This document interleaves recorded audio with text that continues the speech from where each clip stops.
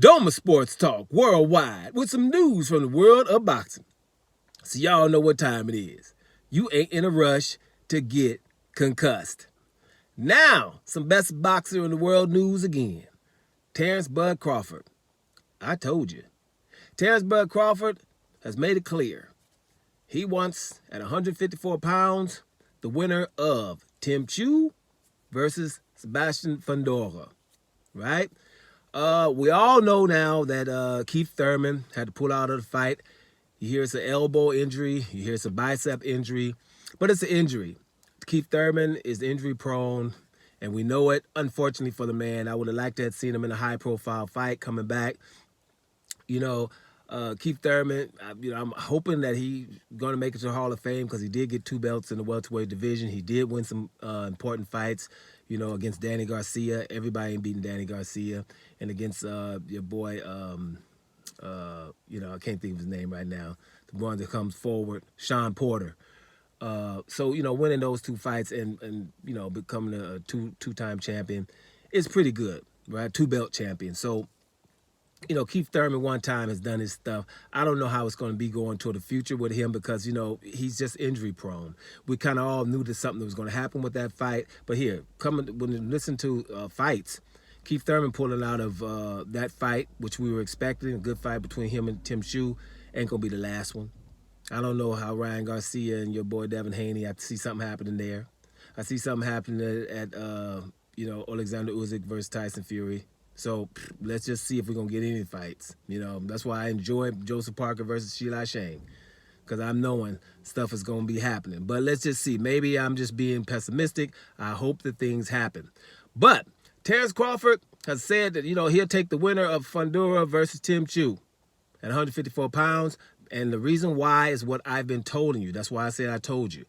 People are, talking about Terence Crawford don't want to fight this and don't want to fight that. He's only looking for significant fights. Now 2 belts are on the line. The WBO and the WBC will be on the line for the Tszyu versus Fundora fight.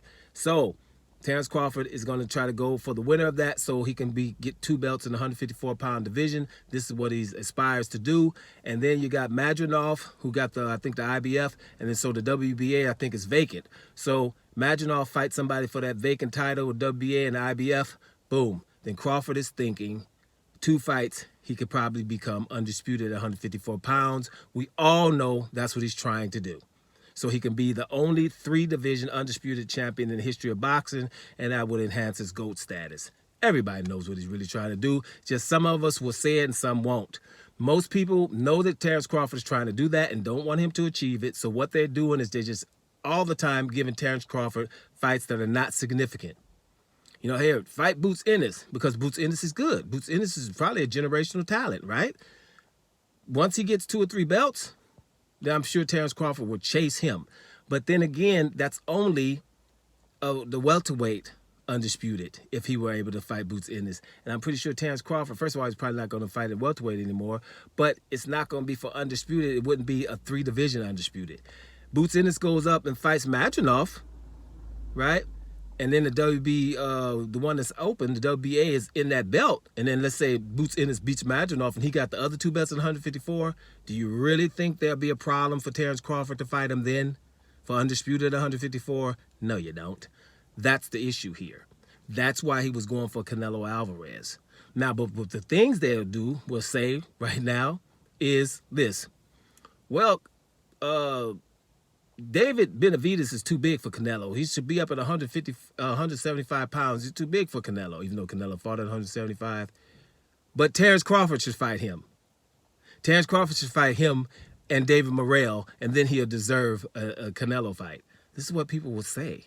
These guys are 3 divisions, and David Benavidez is 4 divisions higher than Terence Crawford. The only reason he's even talking about Canelo is because he has 4 belts, right? And those are Canelo's mandatories. Those are Canelo's mandatories. He's supposed to be taking care of those, right? So they ask him to do stuff like that, outlandish stuff. And another thing, I seen an article, and I don't understand how these people get articles published, but it's because people want narratives like that out here. This article, I think it was Boxing News or Boxing News 24/7, one of them, right? They published stuff like this. They said Errol Spence is the only notable win in Terence Crawford's career. Right? The man's 2-division undisputed. Do you know how many people that you call a non-notable to say something like that? Do you know how many fighters you're calling non-notable? First of all, you call him Manny Pacquiao non-notable because he didn't want to fight him, Terence Crawford, and his team didn't want to have him fight him, and the pundits and the whole world didn't want him to fight him. So he was scared of him. Basically, I hate to say it about Manny Pacquiao because Manny Pacquiao ain't scared of nobody, just Terence Crawford. So he's non-notable. Everybody he beat in the welterweight division. That's starting with Jeff Horn, non-notable. Kavalikas, non-notable. Benavidez, non-notable. Kell Brook, non-notable. Amir Khan, non-notable. Sean Porter, non-notable. Just Errol Spence. Then you go down to 140, Victor Postal. Victor Postal, non-notable. Julius Ndungo, non-notable. Now, when you call these people non-notable, you know everybody that they beat is also non-notable. So when you have to ask the question, who the hell is notable? There's no one left. When Julius Ndungo fought Terence Crawford, he had just beat Troy Yanowski and Ricky Burns. So do you calling them non-notable?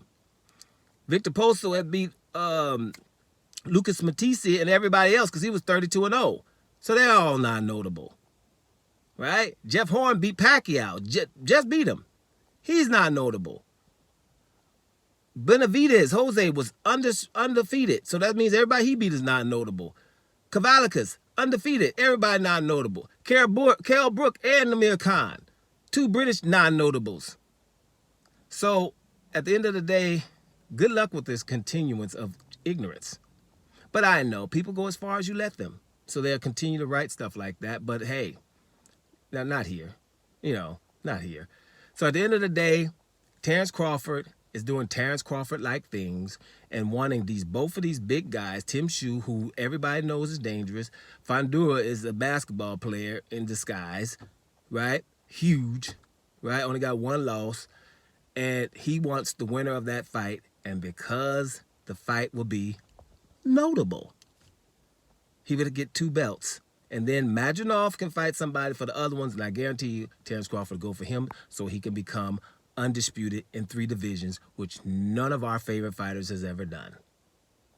Doma Sports Talk Worldwide. And I'm up out of here, y'all.